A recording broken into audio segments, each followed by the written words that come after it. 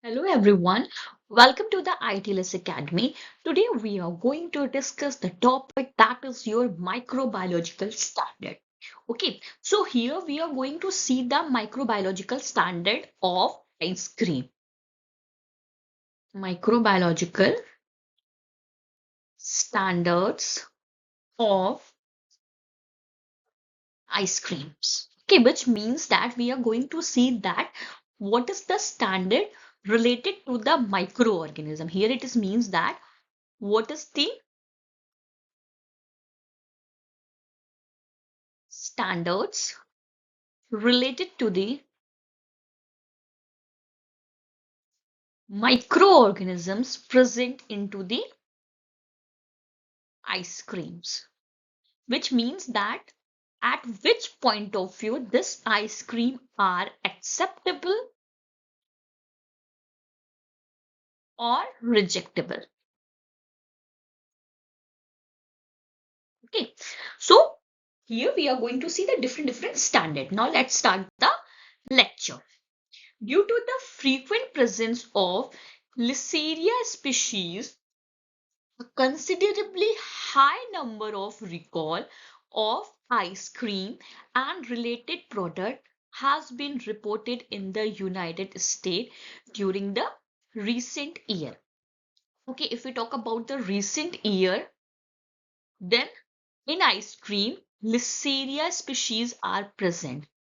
Listeria species are present into the ice cream. Okay, so due to which there are a number of recall of the ice cream and related products are reported or has reported in United States.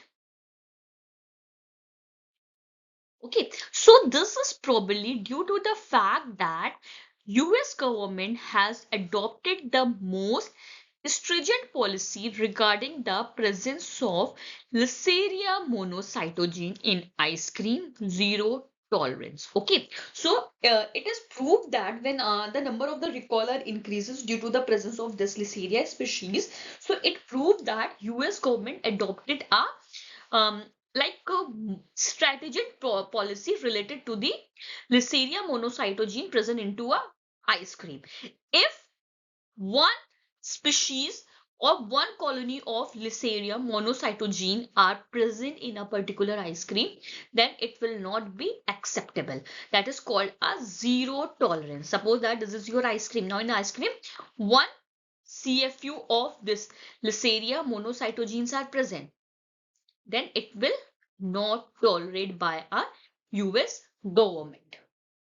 Now, the next is your uh, other countries, that is your France, Germany, Netherlands, they accept around 100 CFU per gram. Okay, 100 the colony of what? Listeria monocytogene.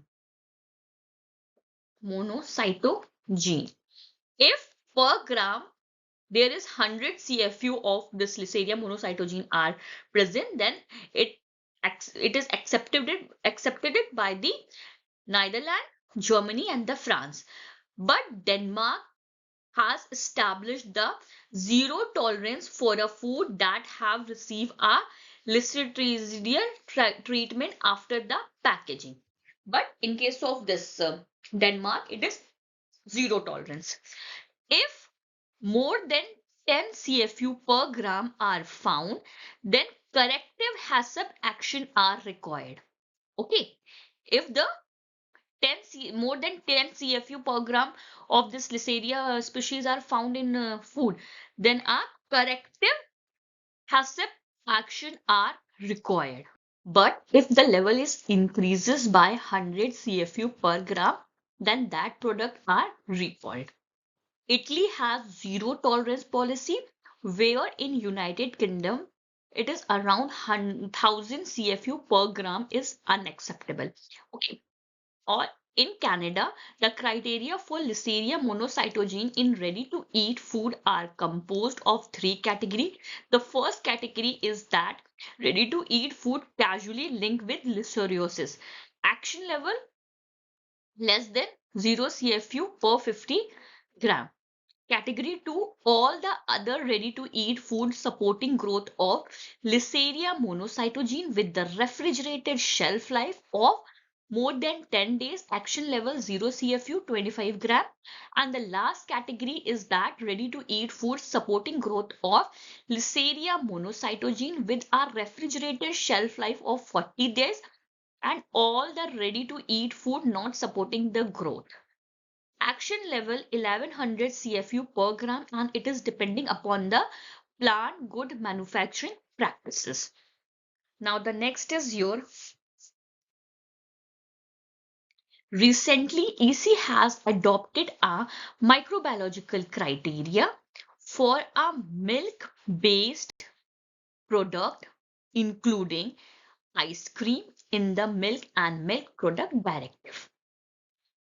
So this is a table that is your microbiological criteria for a ice cream and related product which are suggested by the EU committee. Compulsory criteria: pathogenic microorganism, Listeria monocytogenes, absence in one should be absent in 1 gram, Salmonella species absent in 25 gram per n, where n is equal to 10 and c will be 0.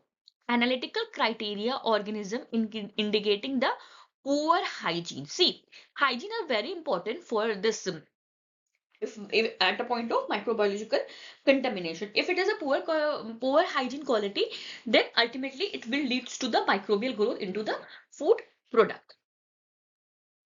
Staphylococcus aureus, small m10, capital M100, small n5, C2. Indicated organism guidelines for coliform at 30 degrees Celsius, small m10, capital M100, small n5, small c2, plant count 10 to the power 5, uh, capital M 5 into 10 to the power 5 and 5, and C is 2. The 25 gram sample to consist of 5 specimens of 5 gram taken from a different part of the same product, where n is equal to number of sample unit in the sample, c is equal to number of sample unit where the bacterial count may be between small m and capital M, and small m is your threshold value and capital M is equal to maximum value for the number of bacteria. The result is unsatisfactory if the number of bacteria is one or more unit exceed mcfu per gram. Okay, now the next is your a microbiological criteria for a food stuff, which is define the acceptability of the process, product or food lot.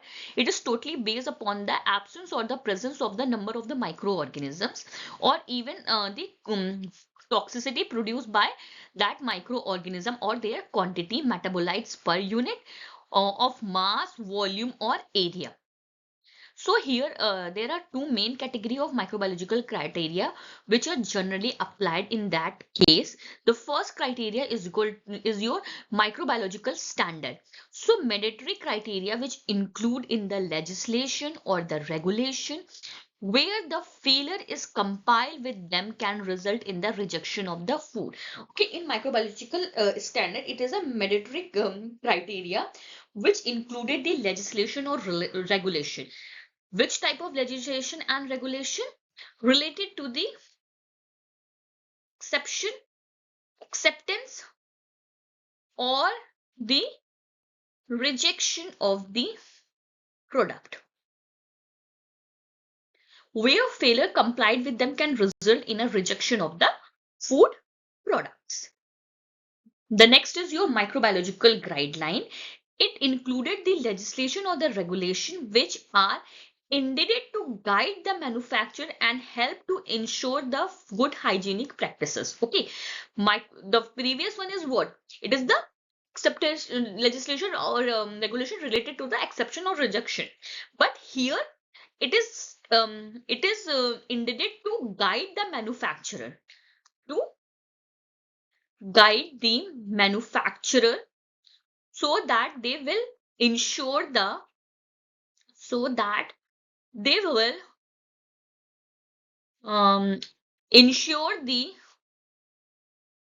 good hygienic practices.